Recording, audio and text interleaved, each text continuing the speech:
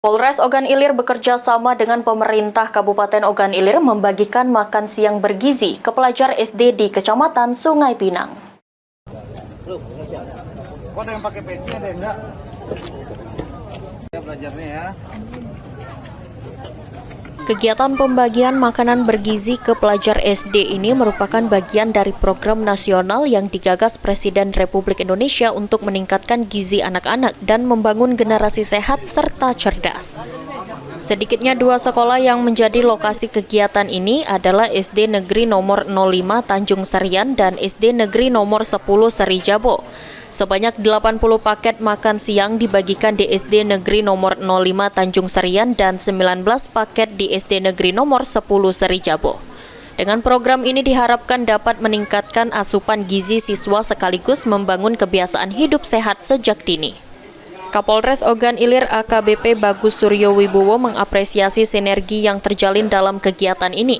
Diharapkan program ini terus berjalan dan memberikan manfaat bagi anak-anak agar mereka tumbuh sehat dan siap bersaing di masa depan.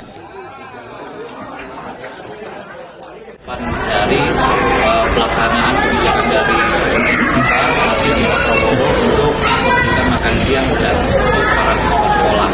Jadi saat ini dilakukan kami dari Probolinggo kami berkomunikasi bagaimana kita coba untuk melakukan uji coba dulu di beberapa sekolah. Hari ini kita uji coba di 2 sekolah, ya alhamdulillah berjalan lancar dan akan kita rutinkan nanti untuk trialnya nanti kita coba untuk di setiap hari Jumat dulu.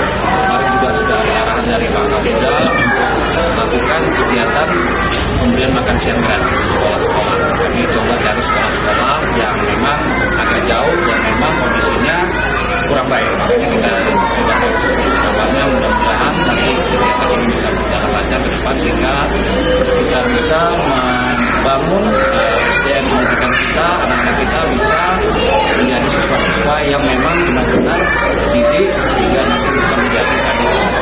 Ahmad Romawi, PAL TV.